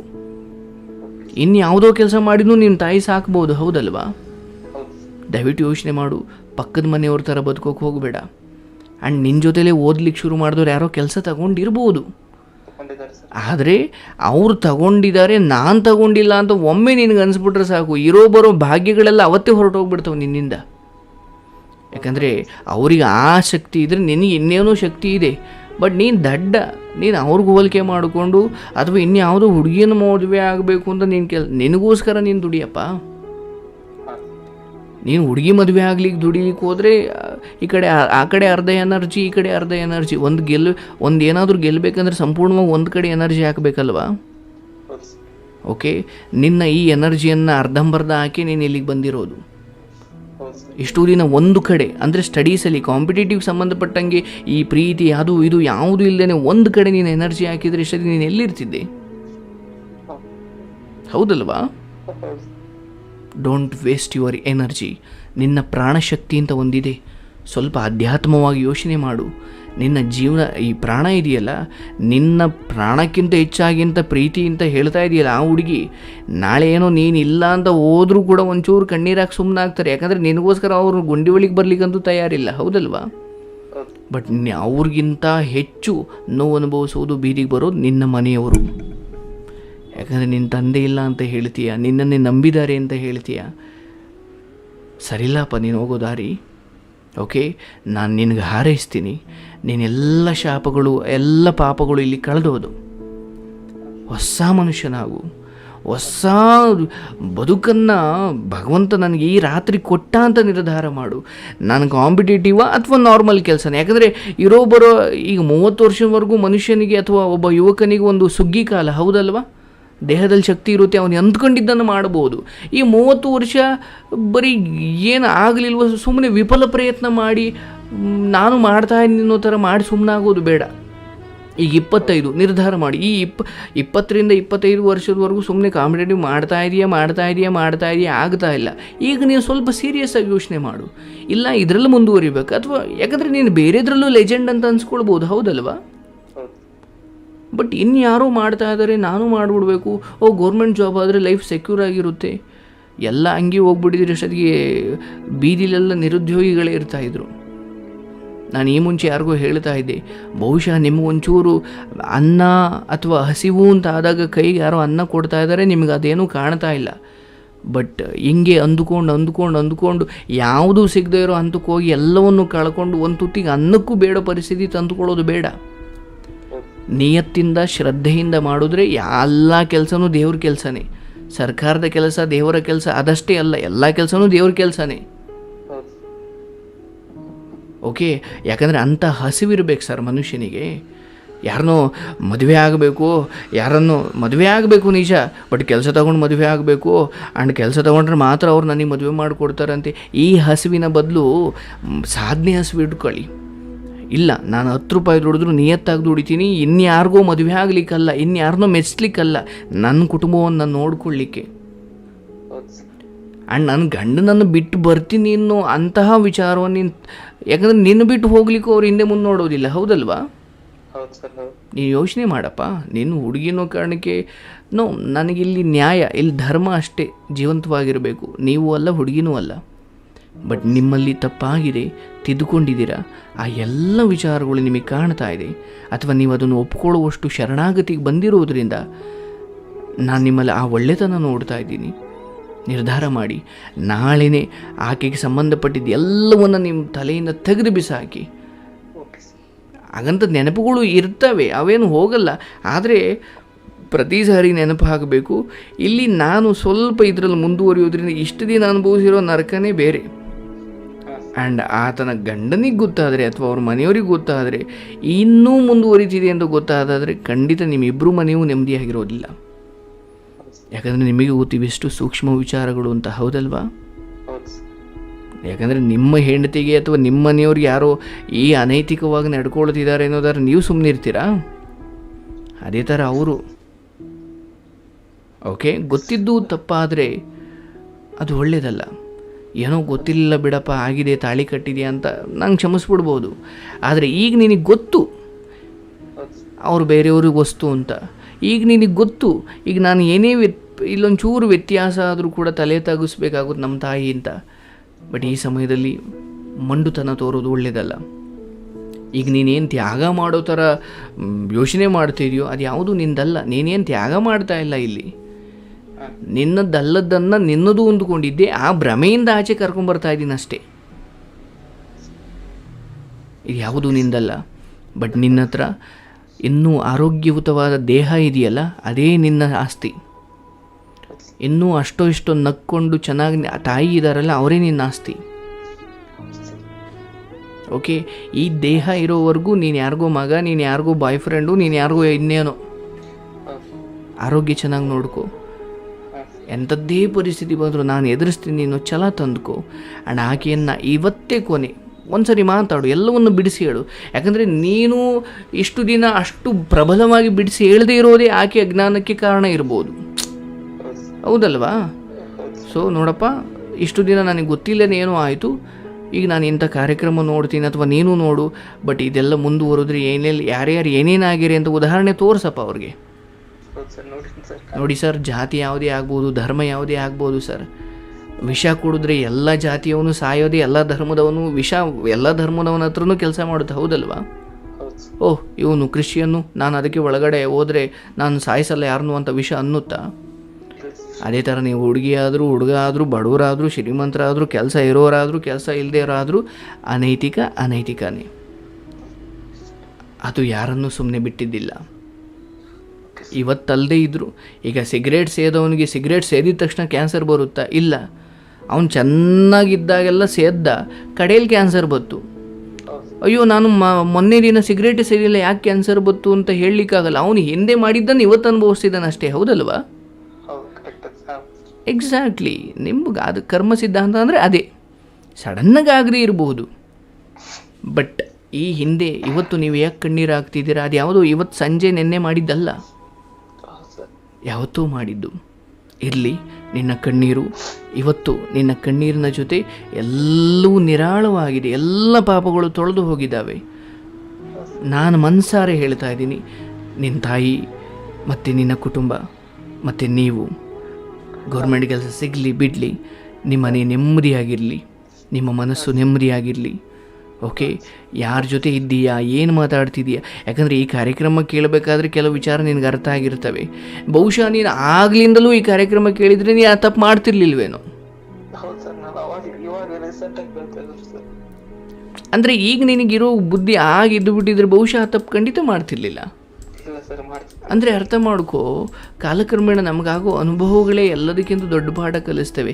ಯಾಕಂದರೆ ಈ ಕಾರ್ಯಕ್ರಮ ನೀನು ಈಗ ಕೇಳ್ತಿದ್ದೀಯ, ಅಟ್ಲೀಸ್ಟ್ ಮುಂದೆ ಯಾವತ್ತೋ ಈ ಕಾರ್ಯಕ್ರಮ ಕೇಳೇ ಇರಲಿಲ್ಲ ಅಥವಾ ಇಂಥದ್ದೇನೋ ನಿನಗೆ ಗೊತ್ತಿರಲಿಲ್ಲ, ಆ ಹುಡುಗಿ ಜೊತೆ ಮುಂದುವರಿಸ್ತಾನೆ ಇದ್ದೆ, ಮುಂದೊಂದು ದಿನ ಗೊತ್ತಾಯಿತು, ಆಮೇಲೆ ಬರೋದಕ್ಕೂ ಅಥವಾ ಆಮೇಲೆ ತಿದ್ದುಕೊಳ್ಳೋದಕ್ಕೂ ಈ ಸಮಯದಲ್ಲಿ ತಿದ್ದುಕೊಳ್ಳೋದಕ್ಕೂ ಅಟ್ಲೀಸ್ಟ್ ವ್ಯತ್ಯಾಸ ಇದೆ. ಈಗ ತಿದ್ದುಕೊಂಡ್ರೂ ಕೂಡ ನಿನಗೊಂದು ಅವಕಾಶ ಇದೆ ಅಂತ ನಾನು ಹೇಳಲಿಕ್ಕೆ ಇಷ್ಟಪಡ್ತೀನಿ. ಯಾಕಂದರೆ ನನ್ನ ಕಣ್ಣಿಗೆ ಅದು ಕಾಣ್ತಾ ಇದೆ. ಈಗ ಸುಮ್ಮನಾದರೆ ಬಹುಶಃ ಒಂದು ಹಂತ ಕೆಲವು ಸರಿ ಹೋಗುತ್ತೆ. ಓಕೆ, ನಿಮ್ಮ ಸ್ಟಡಿ ಕಡೆ ಗಮನ ಕೊಡಲಿಕ್ಕೆ ಆಗದಿದ್ರೂ ಪರವಾಗಿಲ್ಲ, ಮೊದಲು ಒಬ್ಬ ವ್ಯಕ್ತಿಯಾಗಿ ನೆಮ್ಮದಿಯಾಗಿರೋದನ್ನು ಕಲೀರಿ. ಯಾಕಂದರೆ ಮನಸ್ಸು ಪ್ರಶಾಂತವಾಗಿದ್ದರೆ ನೀನು ಏನು ತುಂಬಿದ್ರೂ ಅದು ಕಲಿಯುತ್ತೆ, ಹೌದಲ್ವಾ? ನೀನು ಮನಸ್ಸನ್ನು ಇಷ್ಟೆಲ್ಲ ಗೊಂದಲಗಳಲ್ಲಿ ಕೊಳಚೆ ನೀರು ಮಾಡಿಕೊಂಡು ಇಲ್ಲ ಏನೋ ಮಾಡಬೇಕು ಅಂದರೆ ಅದು ಹೇಗಾಗುತ್ತೆ? ಇರಲಿ, ಒಂದು ವಾರ, ಒಂದು ತಿಂಗಳು ಸಮಯ ತಗೋ. ಯಾಕಂದರೆ ನಿನ್ನ ಮನಸ್ಸು ಸರಿಯಾಗಿದ್ದು, ಏಕಾಗ್ರತೆ ಇದ್ದು, ಅರ್ಪಣಾ ಭಾವನೆ ಇದ್ದರೆ ನೀನು 10 ವರ್ಷದಲ್ಲಿ ಸಾಧನೆ ಮಾಡೋಕ್ಕಾಗದೇ ಇರೋದನ್ನು 1 ವರ್ಷದಲ್ಲಿ ಮಾಡ್ಬೋದು, ಹೌದು ತಾನೇ? ಖಂಡಿತ ಮಾಡ್ಬೋದು. ಯಾಕಂದರೆ ನಿಮ್ಮ ಮನಸ್ಸು, ನಿಮ್ಮ ನರನಾಡಿಗಳೆಲ್ಲ, ನಿಮ್ಮ ಯೋಜನೆ, ನಿಮ್ಮ ಉಸಿರಾಟ, ನಿಮ್ಮ ಜೀವನ, ನಿಮ್ಮ ಪ್ರತಿದಿನದ ದಿನಚರಿ ಎಲ್ಲ ಪ್ರತಿ ಕ್ಷಣದಲ್ಲೂ ನಿಮ್ಮ ಕನಸೇ, ನಿಮ್ಮ ಗುರಿನೇ ಜೀವಂತವಾಗಿದೆ ಎನ್ನುವುದಾದರೆ ಅದು ತುಂಬ ವರ್ಷ ತಗೊಳ್ಳಲ್ಲ. 10 ವರ್ಷದಲ್ಲಿ ಆಗದೇ ಇರೋದನ್ನು ಈ ಥರ 1 ವರ್ಷದಲ್ಲಿ ಸಾಧನೆ ಮಾಡ್ಬೋದು. ಆದರೆ ನಿಮ್ಮ ಉಸಿರೇ ನಿಮ್ಮ ಗುರಿಯಾಗಿರಬೇಕು. ಅದನ್ನು ಬಿಟ್ಟು ಇಲ್ಲರ್ಧ ಅಲ್ಲರ್ಧ ಅದಲ್ಲ, ಒಳ್ಳೆಯದಲ್ಲ. ಓಕೆ, ನಾನು ಹೇಳಿರೋದೆಲ್ಲ ನಿಮ್ಮ ಒಳ್ಳೆಯದಕ್ಕೆ. ನಾನು ನಿಮ್ಮ ಕರೆಯನ್ನು ಪ್ರತಿದಿನ ರಿಸೀವ್ ಮಾಡಲಿಕ್ಕೆ ತಯಾರಿದ್ದೀನಿ. ಆದರೆ ನೀವು ನಿಮ್ಮ ಆತ್ಮವನ್ನು, ನಿಮ್ಮ ನೆಮ್ಮದಿಯನ್ನು ನೀವು ಕಂಡುಕೊಳ್ಬೇಕು. ಆ ಹುಡುಗಿ ಫೋನ್ ಮಾಡಿದ್ರೆ ಮಾತ್ರ ನಾನು ನೆಮ್ಮದಿಯಾಗಿರ್ತೀನಿ ಅನ್ನೋ ಹಂತಕ್ಕೆ ಹೋಗಬೇಡ. ಇಲ್ಲಿ ಯಾರೂ ಶಾಶ್ವತ ಅಲ್ಲ. ಬಟ್ ನಿನ್ನ ತಾಯಿಗೆ ನೀನು ಪ್ರೀತಿಯಿಂದ ಮಾತಾಡ್ಬೋದು. ನಿನ್ನೊಳಗಡೆ ಇಷ್ಟೂ ದುಃಖ ತುಂಬಿಕೊಂಡು ನಿನ್ನ ಮನೆಯಲ್ಲೂ ನೀನು ಅದನ್ನೇ ತೋರಿಸಬೇಡ. ಮನೆಯಲ್ಲಿ ಒಂದು ಗೊತ್ತೇ ಇಲ್ಲ ಸರ್ ಅವ್ರಿಗೆ ಇದು ಏನು ವಿಷಯ. ಅದೇ ನಾನು ಹೇಳ್ತಾ ಇದ್ನಲ್ಲ, ಸಡನ್ನಾಗಿ ಅವ್ರಿಗೇನು ವಿಷಯ ಗೊತ್ತಾದರೆ ಕೆಲವೊಬ್ರು ಅದನ್ನು ತಡ್ಕೊಳ್ಳಲ್ಲಪ್ಪ. ಹೌದು ಸರ್, ನಮ್ಮ ತಾಯಿ ಅಂತ ತಡ್ಕೊಳ್ಳಲ್ಲ ಸರ್ ಅವ್ರು. ಹಾಗಾಗಿ ಗೊತ್ತಾಗ್ದಂಗೆ ನೋಡ್ಕೊ ಅನ್ನೋದಕ್ಕಿಂತ ಇನ್ನು ಮುಂದೆ ನೀನು ಅದನ್ನು ಮಾಡದೆ ಹೋದರೆ ಅಷ್ಟೇ ಸಾಕು. ನಿನ್ನ ತಾಯಿಗೆ ಹೇಳೋದು ಬೇಕಿಲ್ಲ, ಅದು ಹೇಗೋ ಸರಿ ಹೋಗುತ್ತೆ. Okay sir. ಬಟ್ ಇನ್ನು ಮುಂದುವರಿಸೋದ್ರೆ ಅದು ಖಂಡಿತ ಬೇರೆ ಥರ ಹೋಗುತ್ತೆ. ನಾನು ಈಗಲೇ ಹೇಳಿಬಿಟ್ಟಿರ್ತೀನಿ. ಓಕೆ, ನನ್ನಿಂದ ಚಿಕ್ಕ ಪುಟ್ಟ ಮಾತುಗಳು ಯಾಕೆ ಹೇಳಿದೆ ಅಂದರೆ, ಅದು ಇನ್ಯಾರಿಗೋ ಹುಡುಗನಿಗೆ ಮೋಸ ಆಗ್ತಾ ಇದೆ, ಮತ್ತು ಸ್ವತಃ ನೀವು ಅದೇನೋ ಅಜ್ಞಾನದಿಂದ ಮೋಸ ಮಾಡಿಕೊಳ್ತಾ ಇದ್ರಿ. ಹಾಗಾಗಿ ಕೆಲವೊಮ್ಮೆ ನನ್ನ ಬಾಯಿಂದ ಕೆಲವು ವಿಚಾರಗಳು ಬಂದು, ಆದರೆ ನಾನು ಅದನ್ನು ಮತ್ತೆ ವಾಪಸ್ ತಗೊಳ್ತೀನಿ, ಹಾಗೂ ನಿಮ್ಮ ಬದುಕು ಚೆನ್ನಾಗಿರಲಿ ಅಂತ ನಾನು ಹಾರೈಸ್ತೀನಿ.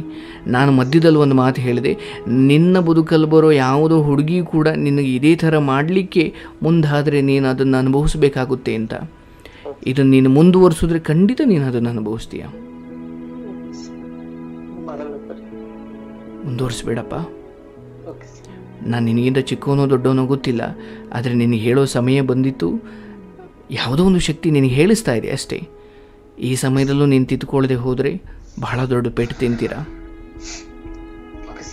ಇದೆಲ್ಲವನ್ನು ತಿದ್ದುಕೊಳ್ಳೋದಕ್ಕೆ ನೀವು ನನಗಿಂತ ದೊಡ್ಡವರೇ ಆಗಬೇಕು, ಚಿಕ್ಕವರೇ ಆಗಬೇಕು ಅಂತ ಏನಿಲ್ಲ. ತಪ್ಪನ್ನು ನಿಯತ್ತಾಗಿ ಒಪ್ಕೊಂಡಿದೆಯಾ, ಅದೇ ನೀನು ದೊಡ್ಡತನ. ಓಕೆ, ಒಳ್ಳೆಯದಾಗಲಿ.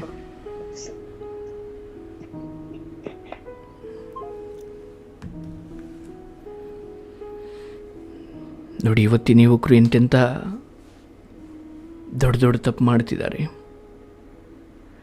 ಕೂತಲ್ಲಿ ನಿಂತಲ್ಲಿ ಎಲ್ಲ ತಾಳಿ ಕಟ್ಕೊಳ್ಳೋ ಹಂತಕ್ಕೆ ಬಂದುಬಿಡ್ತು ಸಮಾಜ. ಆ್ಯಂಡ್ ಒಂದು ಏನಾಗ್ಬಿಡುತ್ತೆ ನೋಡಿ, ಈಗ ಒಂದು ಮನೆಯ ಮಗಳು ಹಿಂಗೇನೋ ತಪ್ಪು ದಾರಿ ಹಿಡಿದು ಬಿಟ್ಲು. ಆ ವಿಷಯ ಊರಿನವ್ರಿಗೆಲ್ಲ ಗೊತ್ತಾಯಿತು. ಈಗ ಈ ವಿಷಯದಿಂದ ಇನ್ನು ಅದೇ ಹಳ್ಳಿಯ ಬೇರೆ ಹೆಣ್ಮಕ್ಳು ತಂದೆ ತಾಯಿ ಏನು ಅಂದುಕೊಳ್ತಾರೆ, ಓ ನಮ್ಮ ಹುಡುಗಿನೂ ಹಿಂಗೆ ಮಾಡಿಬಿಡ್ತಾರೆ ಅಂತ ಶಾಲೆನೇ ಬಿಡಿಸ್ಬಿಡ್ತಾರೆ. ಅಂದರೆ ಈಗ ಹೇಗೆಲ್ಲ ಹೊಡೆತ ಹೊಡೆಯುತ್ತೆ ನೋಡಿ ಯುವಕರ ಈ ನಡವಳಿಕೆಗಳು. ಮಹಾನ್ ಘೋರ ಅಪರಾಧ ಅದು.